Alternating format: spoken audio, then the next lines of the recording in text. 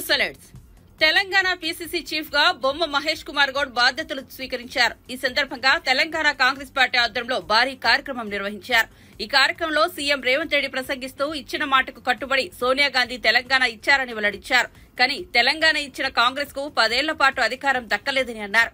గత 10 ఏళ్లు తెలంగాణ ప్రజలు ఇబ్బందులు పడ్డారని తెలిపారు. ఎన్నో పోరాటాలు చేసిన అనంతరం తెలంగాణలో ఇందిరమ్మ రాజ్యం తీసుకొచ్చామని రేవంత్ రెడ్డి పేర్కొన్నారు. కాంగ్రెస్ విజయంలో కార్యకర్తలదే కీలక పాత్ర అని స్పష్టం చేశారు. ఎన్నికల్లో ఇచ్చిన గ్యారంటీలను అమలు చేస్తున్నామని అన్నారు. ఆర్టీసీ బస్సుల్లో మహిళలకు ఉచిత ప్రయాణ సౌకర్యం కల్పించామని, పేదలకు 200 యూనిట్ల విద్యుత్ ఉచితంగా ఇస్తున్నామని రేవంత్ రెడ్డి వెల్లడించారు. పేదలు ఎదుర్కొంటున్న కష్టాలు తీరాలి, రైతులు బాగుపడాలి, విద్యార్థులు చదువుకోవాలి, నిరుద్యోగ యువకులకు ఉద్యోగ ఉపాధి అవకాశాలు రావాలి. ఈ తెలంగాణ రాష్ట్రంలో ప్రజాస్వామ్యం మనుగడ సాగించాలి అని చెప్పి ఆనాడు ఒక పక్కన బట్టి విక్రమార్క గారు, ఇంకొక పక్కన నేను పాదయాత్ర చేపట్టి ప్రతి పేదవాడి దగ్గరికి వెళ్లడం జరిగింది. సీతక్క సమ్మక్క సార్లక్క నుంచి సీతక్క నేతృత్వంలో నేను పాదయాత్ర మొదలు పెడితే బట్టి విక్రమార్క గారు ఆదిలాబాద్ లో నుంచి పాదయాత్ర మొదలు పెట్టడం జరిగింది. ప్రజల దగ్గరికి వెళ్ళినాం, పార్టీ విధానాలు వివరించినాం. కాంగ్రెస్ అధికారంలోకి వస్తేనే పేదల బతుకులు బాగుపడతాయని ప్రజలకు చెప్పినాం. ప్రజలు విశ్వసించిండ్రు, 6 గ్యారెంటీలను నమ్మిండ్రు. 6 గ్యారెంటీలను దృష్టిలో పెట్టుకొని కాంగ్రెస్ కు అధికారాన్ని కట్టబెట్టిండ్రు. అందుకే డిసెంబర్ 3, 2023 నాడు కాంగ్రెస్ గెలిస్తే డిసెంబర్ 7 నాడు మనం ప్రభుత్వాన్ని ఏర్పాటు చేసినాం. వేలాది మంది ముందు ఎల్బీ స్టేడియంలో ప్రమాణ స్వీకారం చేసినాం. 48 గంటలు కూడా ఆగకుండా శాసనసభ సమావేశాలను ఏర్పాటు చేసి మొదటి 2 గ్యారంటీలను డిసెంబర్ 9, 2023 నాడే ఆడబిడ్డలకు ఆర్టీసీలో ఉచిత బస్సు ప్రయాణాన్ని అందిస్తామని ఇయాలటికి 85 కోట్ల మంది ఆడబిడ్డలు ఈ రోజు పొన్నం ప్రభాకర్ గారి నేతృత్వంలో ఉన్న రవాణా శాఖలో ఈ రోజు ఉచితంగా బస్సులలో ప్రయాణం చేస్తున్నారు.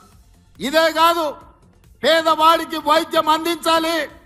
సర్కారు దవాఖానకు పోతే మళ్ళీ వస్తాడో రాడో అనే అనుమానం ఉన్న రోజుల్లో యూపీఏ 1 శ్రీ వైఎస్ రాజశేఖర రెడ్డి గారి నేతృత్వంలో రాజీవ్ ఆరోగ్యశ్రీ 2 లక్షల రూపాయలు ఉచిత వైద్యాన్ని పేదలకు అందించాలని ఆనాడు రాజీవ్ ఆరోగ్యశ్రీ పథకాన్ని మొదలు పెడితే చంద్రశేఖరరావు వచ్చిన తర్వాత కాంగ్రెస్ పార్టీకి పేరు వస్తుంది, రాజీవ్ గాంధీ పేరును పేదలు తలుచుకుంటారని కుట్రతోని రాజీవ్ ఆరోగ్యశ్రీని నీరు గార్చడం జరిగింది.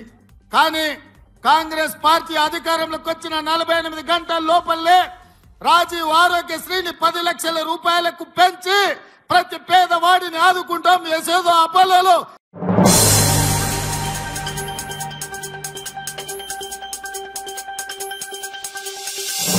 బీఆర్ఎస్ సీనియర్ నేత హరీష్ రావు సీఎం రేవంత్ రెడ్డిపై ధ్వజమెత్తారు. రేవంత్ రెడ్డి మాట్లాడేవన్నీ అబద్దాలేనని అన్నారు. రేవంత్ రెడ్డి ఎంత గగ్గోలు పెట్టినా నా అంత ఎత్తుకు ఎదగలేరని వ్యంగ్యం ప్రదర్శించారు. నేను తాటి చెత్తంత ఎదిగాను, సరే నువ్వు కనీసం వెంపలి చెట్టంతా ఎత్తైనా లేవు కదా అని ఎద్దేవా చేశారు. నా గురించి రేవంత్ కు ఎందుకంత బాధ? ముందు ప్రజల ఇబ్బందులు తొలగించడంపై దృష్టి పెట్టాలని వ్యాఖ్యానించారు.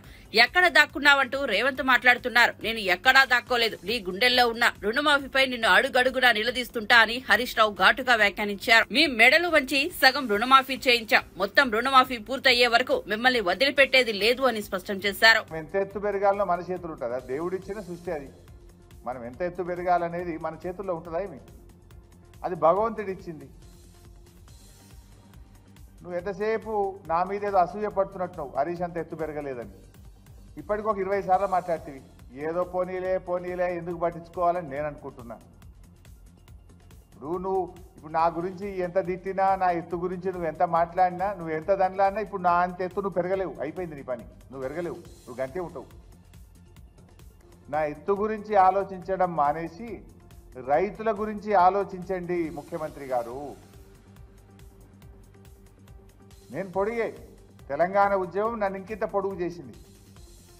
కానీ నువ్వేంది, నీ బుద్ధి కురచ, నీ చరిత్ర కురచ, నీ భాష కురచ, నీ కురుచతనం వల్ల కలిగిన ఆత్మన్యూన్యత భావం వల్ల పదే పదే నువ్వు నా పొడుగు గురించి మాట్లాడి నువ్వు నీ విలువ నువ్వు తగ్గించుకుంటున్నావు రేవంత్ రెడ్డి గారు. బంద్ చేయి, ఊకే చిల్లర మాటలు బంద్ చేసి రైతుల గురించి ఆలోచించు, రాష్ట్రం గురించి ఆలోచించు, ప్రజల గురించి ఆలోచించు, ప్రజలకు ఏం చేయాలనో ఆలోచించు. నేను తాటి చెట్టు అంతా ఎదిగినా అని మాట్లాడుతున్నావు. అవును ఎదిగిన, తప్పేమున్నా దేవుడు ఇచ్చిండు నాకు. నువ్వు వెంపల చెట్టు అంతా కూడా ఎదగలే కదా, నీకు దేవుడు గంతే ఇచ్చిండు. ఊకే దాని గురించి మాట్లాడితే ఏమొస్తుంది? ఒక ముఖ్యమంత్రిగా రాష్ట్రంలో ప్రజలకు మేలు చేయడం గురించి మాట్లాడు. నీకు ప్రజలు ఒక గొప్ప అవకాశం ఇచ్చిండ్రు, అది పనిలో రూపించు. ఇవాళ ఆయన మళ్ళీ మాట్లాడుతూ ఏమంటాడంటే రుణమాఫీ నేను పూర్తి చేసిన అని మాట్లాడి. రుణమాఫీ నిజంగా జరిగిందా? నువ్వు ఏం చెప్పినావు దేవుడి మీద ఒట్టి పెట్టి? అటున్న సూర్యుడు ఇటు పొడిచినా, ఎవడున్నా ఎవడు లేకపోయినా 15 ఆగస్టు కల్లా రుణమాఫీ పూర్తి చేస్తా.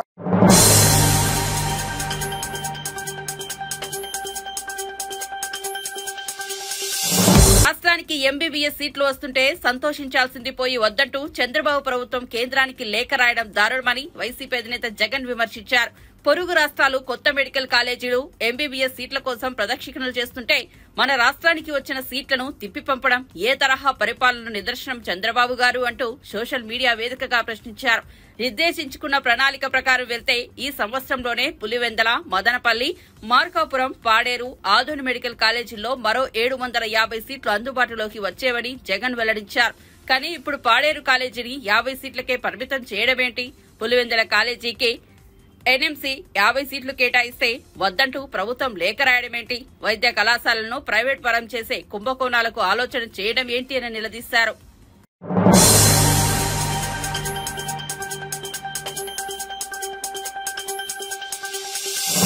ఏపీ వైద్య ఆరోగ్య శాఖ మంత్రి సత్యకుమార్ వైసీపీ అధ్యక్షుడు జగన్ పై ధ్వజమెత్తారు. జగన్ వంటి అసమర్థ వ్యక్తి ముఖ్యమంత్రి ఎలా అయ్యారో అంటూ విమర్శనాత్మకంగా స్పందించారు. గత వైసీపీ ప్రభుత్వ పాలనలో 17 వైద్య కళాశాల నిర్మాణాన్ని ప్రారంభించారని, 4 ఏళ్లైనా ఒక్క కాలేజీ నిర్మాణాన్ని కూడా పూర్తి చేయలేకపోయారని వెల్లడించారు. సగానికి పైగా కాలేజీల నిర్మాణం పునాదుల దశలోనే ఉందని మంత్రి సత్యకుమార్ వివరించారు. నిర్మాణం పూర్తి కాకుండానే గతేడాది రాజమండ్రిలో మెడికల్ కాలేజీ ప్రారంభించారని, ప్రస్తుత ద్వితీయ సంవత్సరం విద్యార్థులకు తరగతి గదులు లేని పరిస్థితి నెలకొందని చెప్పారు. జగన్ సారు విద్యార్థులను ఎక్కడ చదివించాలి, చెట్ల కింద చదివించాలా అంటూ విమర్శనాస్త్రాలు సంధించారు. ఈ రాష్ట్రంలో వైద్య సిబ్బంది కొరత లేదు, అనుమతి సిబ్బంది కొరత అసలే లేదు అని వింటూ ఉంటే నిజమే అనుకున్నాను. ఇవాళ ఒక ఉదాహరణ చెప్తున్నా. ఇదే ప్రతిష్టాత్మకమైన రాజమహేంద్రవరం జీజీహెచ్లో 304 డాక్టర్ వైద్య సిబ్బంది ఉండాల్సి ఉంటే 180 మంది మాత్రమే ఉన్నారు. అంటే దాన్ని బట్టి ఎంత కొరత చూసుకోండి. 124 మంది 124 మంది సిబ్బంది కొరత ఉంది. మరీ ఆశ్చర్యకరంగా ఇక్కడ ఇటీవల ఆసుపత్రి కూడా 2వ సంవత్సరం నడుస్తుంది, కళాశాల కూడా వైద్య కళాశాల కూడా నడుస్తూ ఉంది. జగన్మోహన్ రెడ్డి గారు చాలా గొప్పగా చెప్పుకుంటూ ఉంటారు. నేను రాజమండ్రిలో కూడా ఒక మెడికల్ కాలేజ్ తెచ్చేశాను, పేద విద్యార్థులకు వైద్య విద్య అందిస్తున్నాను అని. ఇక్కడ కొరతలు చూస్తే సూపర్ స్పెషాలిటీలో 95 శాంక్షన్ స్ట్రెంత్ ఉంటే 88 వేకెన్సీలు. ఇటువంటి వైద్య సిబ్బంది లేకుండా, ప్రొఫెసర్లు లేకుండా, అసిస్టెంట్ ప్రొఫెసర్లు లేకుండా, ఫ్యాకల్టీ లేకుండా, ట్యూటర్స్ లేకుండా, ఎస్ఆర్లు లేకుండా ఏ విధంగా వైద్య విద్య బోధన చేయాలనో మరి ఆయనకే తెలియాలి. ఫ్యాకల్టీ లేకుండా ఏ రకంగా చదువు చెప్తున్నారో అర్థం కాదు. పోనీ మౌలిక సదుపాయాల కల్పన ఉందా? 5 ఏళ్లుగా ఇప్పటికీ పూర్తి చేయలేక. పోనీ కేంద్ర ప్రభుత్వం నిధులు కొరత ఏమన్నా ఉందా? కేంద్ర ప్రభుత్వం దీనికి నిధులు ఇచ్చింది. సాకి central assistance for capital expenditure కింద ఇన్వెస్ట్మెంట్ కింద నిధులు ఇచ్చింది. రాష్ట్రం నుంచి కాస్త పాటా కలిపి పూర్తి చేయాల్సిన బాధ్యత అంత బాధ్యతారాహిత్యంగా ఉంటూ ఇవాళ ప్రతిరోజు ప్రభుత్వం మారిన రోజు నుంచి గౌరవ ముఖ్యమంత్రి గారిని టార్గెట్ గా చేసుకుని ఆరోగ్య రంగంలో ఆయన ఏందో విప్లవాత్మక మార్పులు తీసుకొచ్చాను, ఈ ప్రభుత్వం వచ్చిన తర్వాత భ్రష్టు పట్టించే ప్రయత్నం చేస్తా ఉంది. ఇదేనా? 304 మందికి దగ్గర 60% భర్తీ చేయకపోవడమేనా మీరు చెప్తున్న విప్లవాత్మకమైన మార్పులు? 95 మంది సూపర్ స్పెషాలిటీ వైద్యులు ఉండాల్సిన చోట 7 మందిని మాత్రమే నియమించి 88 మంది ఖాళీలు పెట్టడమేనా మీరు చెప్తున్న విప్లవాత్మకమైన మార్పులు? మౌలిక సదుపాయాల కల్పన చేయకుండా, విద్యార్థులకు బోధించడానికి సిబ్బంది లేకుండా, వైద్య సిబ్బంది లేకుండా, ప్రొఫెసర్లు లేకుండా వాళ్ళ మానాన్ని వాళ్ళకి దారికి వదిలేసి వాళ్ళ జీవితంతో ఆడుకోవడమేనా మీరు చెప్పిన విప్లవాత్మకమైన మార్పులు? మౌలిక సదుపాయాల కల్పన చేయకుండా, అమ్మాయిలు ఉండడానికి హాస్టల్ నిర్మాణం చేయకుండా, టాయిలెట్లు కట్టకుండా వాళ్ళు ఏ రకంగా చదువుకోవాలి? ఇదేనా మీరు చెప్తున్న విప్లవాత్మకమైన మార్పులు? జగన్మోహన్ రెడ్డి గారు సమాధానం చెప్పాల్సింది. ఆయన సమాధానం చెప్పకుండా ఎక్కడో ఇంట్లో కూర్చొని, బెంగళూరులో కూర్చొని అప్పుడప్పుడు విహారయాత్రకు వచ్చినట్టుగా ఇక్కడ రావడం, చేతులు ఊపడం, లేదా నేరస్తుల్ని పరామర్శించడానికి జైలుకు వెళ్ళడం తప్ప ఆయన చేస్తున్నది ఏంటి? ఇంకా నిర్మాణాత్మకమైన విమర్శ చేస్తే మేము అర్థం చేసుకుంటాం. మీరు 5 సంవత్సరాల్లో చేయలేని పనిని నెల రోజుల్లో మేము చేసి చూపించాలా అని కోరుకోవడం ఎంత అనైతికమో, ఎంత పొరపాటు అనే విషయాన్ని కూడా ఆయన అర్థం చేసుకోలేకున్నాడు. మీరు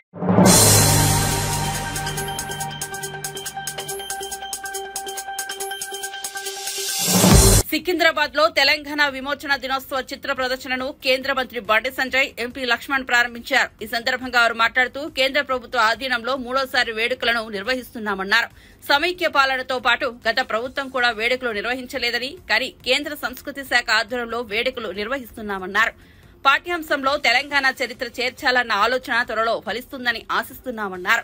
ఫోటో ఎగ్జిబిషన్ ప్రతి ఒక్కరూ తిలకించాలి. నిజం పాలనలో ఎగ్జిబిషన్ తెలియజేస్తుంది. 70 ఏళ్ల నుంచి విమోచన దినోత్సవంపై చర్చ లేదన్నారు. చరిత్రను తారుమారు చేయడానికి కొందరు ప్రయత్నం చేస్తున్నారని, ప్రతి సంవత్సరం వేడుకలు నిర్వహిస్తాం. చరిత్ర తారుమారు చేయాలని చూస్తే వారు తారుమారు అవుతారన్నారు.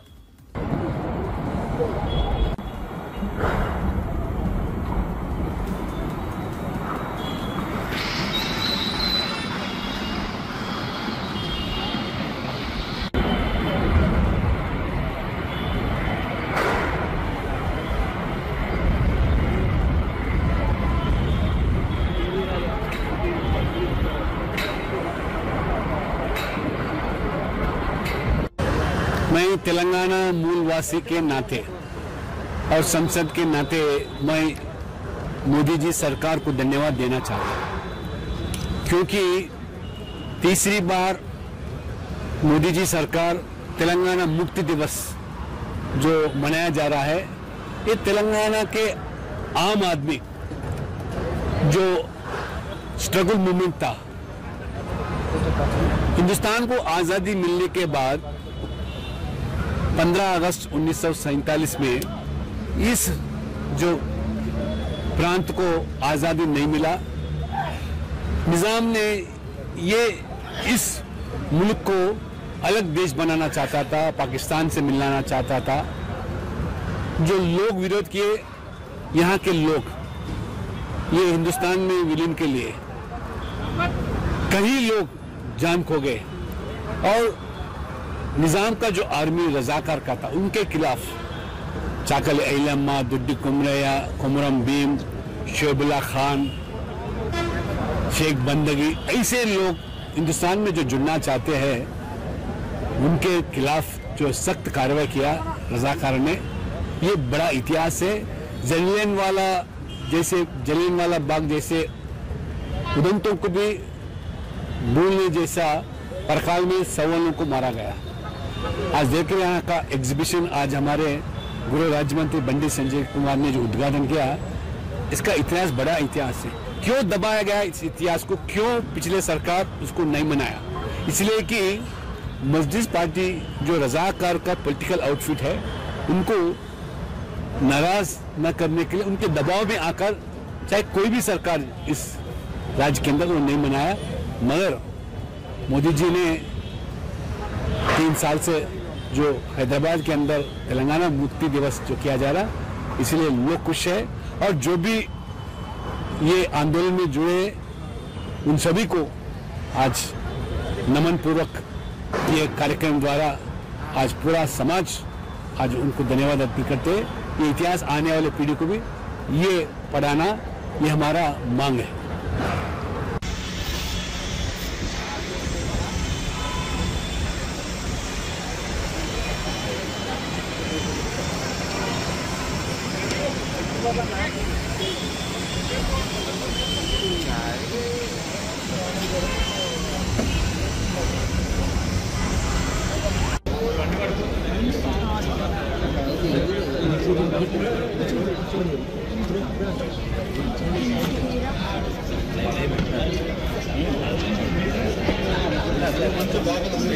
చూసుకోరా చూసి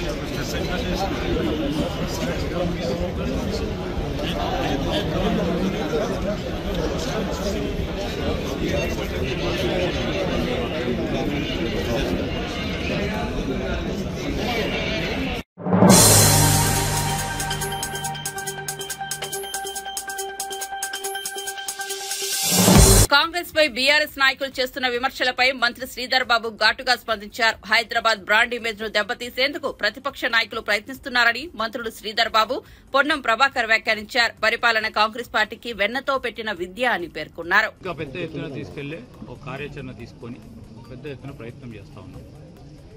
అయ్యో హైదరాబాద్ కి వస్తా ఉన్న మంచి పేరులో అయ్యో మా ప్రభుత్వం లేదు అని ఈర్ష్యాభావం ఎవరికైనా ఉంటే నేను చెప్పలేము. కానీ ఈరోజు మనం అందరం కలుసుకొని రాజకీయాలను పక్కన పెట్టాలి. హైదరాబాదు తెలంగాణ రాష్ట్రానికి సంబంధించిన ప్రజానికానికి సంబంధించిన సమస్యల పరిష్కారం, ఈ రాష్ట్రానికి ఉన్న బ్రాండ్ ఇమేజ్ అంతర్జాతీయ స్థాయిలో ఒక ప్రోగ్రెసివ్ స్టేట్గా, ఒక ఇండస్ట్రియల్ స్టేట్గా, ఇన్వెస్ట్మెంట్ ఫ్రెండ్లీ స్టేట్గా ముందుకు తీసుకెళ్లాలని మా ప్రయత్నంలో అందరూ పాల్పంచుకుంటే మంచిగా ఉంటుంది. కానీ ఈ బ్రాండ్ ఇమేజ్ను దెబ్బతీసే ప్రయత్నం కొన్ని ప్రతిపక్షాలు ప్రత్యేకంగా చేస్తూ ఉన్న సందర్భాలు కనబడుతూ ఉన్న తరుణములు. ఏదేమైనప్పటికీ హైదరాబాద్ బ్రాండ్ ఇమేజ్ని కాపాడతాం. తప్పకుండా దానికి ఉన్న బ్రాండ్ ఇమేజ్ని 10 ఇంతల పెంచే ప్రయత్నం చేస్తాం. ఎవరు తెలివితేటలు చూపెడతా ఉన్నారో ప్రత్యక్షంగా కనబడతా ఉన్నారు. నేనన్న మాటలు కాదు, వారి పార్టీ ఎమ్మెల్యేనే, నేను ఆ పార్టీకి సంబంధించిన ఎమ్మెల్యేనని చెప్పిండు. ఎవరు చెప్పిండ్రు? అరకెపూడి గాంధీ గారు ఏ పార్టీ అని చెప్పిండ్రు. ఈరోజు వారు మాటలు మీకు సంబంధించిన అంశాల విషయంలో మీరు తలదూర్చుతున్నట్టు మేము తలదూర్చాం. ఈరోజు మేము కూడా చెప్తా ఉన్నాం, నిన్న కూడా చెప్పింది అదే. మీలో మీ పార్టీలో ఉన్న అంతర్గత విభేదాలకు సంబంధించి మీరు సమస్యను పరిష్కారం చేసుకోవాలి. 10 సంవత్సరాల అధికారంలో ఉన్నోళ్ళు 10 నెలల్లోనే అసహనానికి గురై శాంతి భద్రతలకు భంగం కలిగిందని ప్రజల్లో విశ్వాసం సన్నగిల్లే విధంగా మాట్లాడితే పొరపాటు అవుతుంది. 10 సంవత్సరాలు పరిపాలించారు. ప్రతిపక్షంలో ఉన్నవాడు అధికారంలో ఉన్నవాడి కంటే ఎక్కువగా శాంతి భద్రతలు కాపాడడానికి సహకరించాల్సిన అవసరం ఉంటుంది.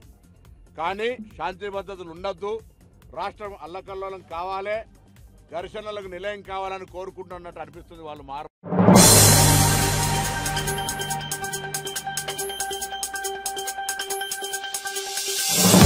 హైదరాబాద్ భాగ్యనగర్ గణేష్ ఉత్సవ సమితి పోలీసుల ఆదేశాలను ధిక్కరించి అధికారులు అనుమతి నిరాకరించినప్పటికీ ట్యాంక్ బండ్ వద్ద గణేష్ నిమజ్జనాన్ని నిర్వహించింది.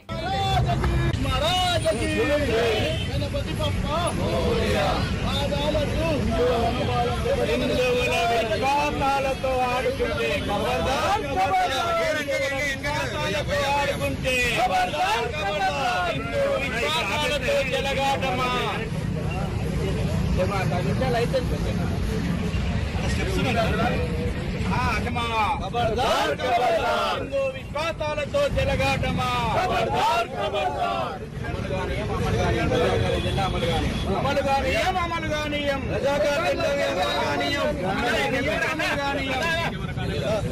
కరెంట్ ఉంది పక్కనంతా ఎవరికంతా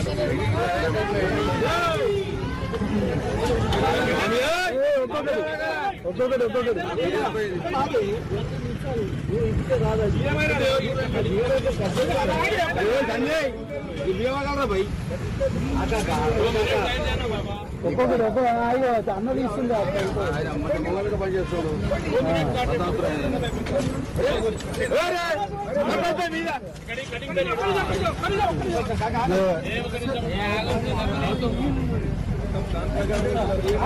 గణేష్ మహారాజకి అందరూ అడుగుకోండి అన్న, అన్న అడుగుకోండి అన్న, అడగండి. అరే ఎందుకంటే ఆకుడు నువ్వు ఊకే ముందకెందుకు పోతావు?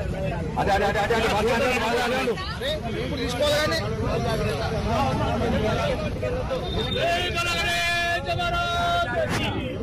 అన్న అటు ప్రెసిడెంట్ గారు ముందురండి. ప్రెసిడెంట్ గారు, సెక్రటరీ గారు ఏది ముందురా సార్? సెక్రటరీ గారు ఏది?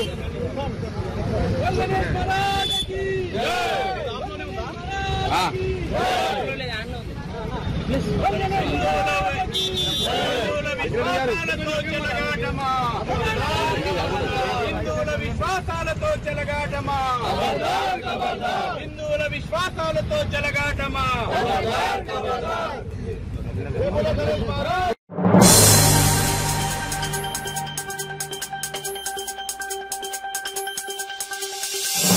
ఎట్టకేలకు ట్యాంక్ బండ్ పై క్రేన్లు ఏర్పాటు చేశారు. హుసేన్ సాగర్ లో నిమజ్జనం చేయకుండా ఇటీవల ఏర్పాటు చేసిన భారీ ఇనుప గేట్లను తొలగించారు.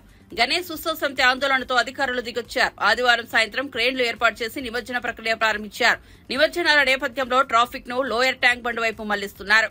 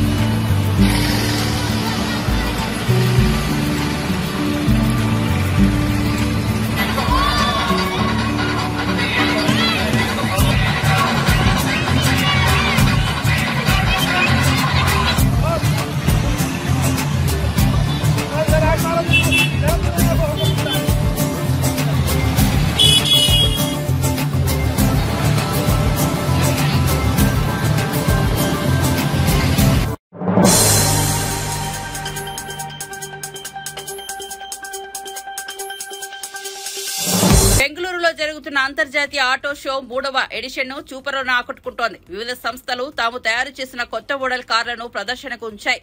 వింటేజ్ కార్ల దగ్గర నుంచి భవిష్యత్తు తరం కార్ల వరకు ఈ షోలో ప్రదర్శనకు ఉంచారు. దాదాపు 10 ఏళ్ల తర్వాత బెంగళూరులో ఈ ఆటో షో నిర్వహిస్తున్నట్లు నిర్వాహకులు తెలిపారు.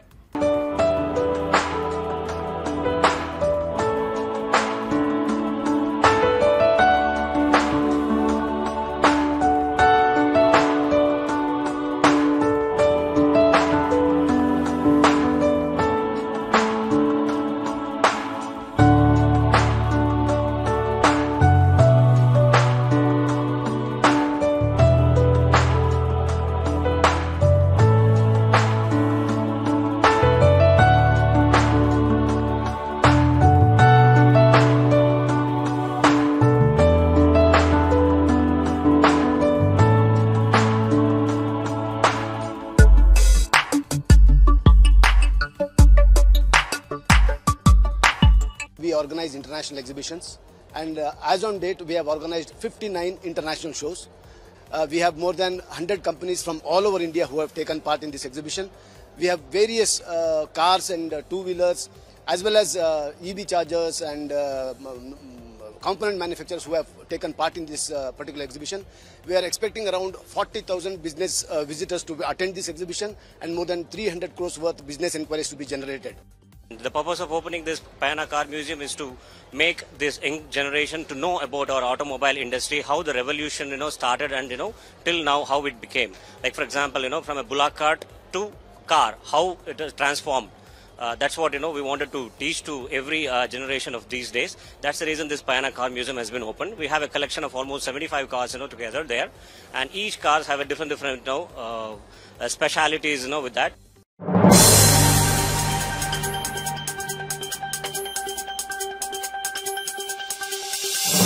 ఏపీ వ్యాప్తంగా గణేష్ నవరాత్రి ఉత్సవాలు ఘనంగా సాగుతున్నాయి. అనంతపురం జిల్లా తాడిపత్రిలో ఏర్పాటు చేసిన కాంతార గణపతి భక్తులను విశేషంగా ఆకట్టుకుంటోంది. వినూత్నంగా ఏర్పాటు చేసిన ఈ విగ్రహాన్ని చూసేందుకు భక్తులు పెద్ద ఎత్తున తరలివస్తున్నారు.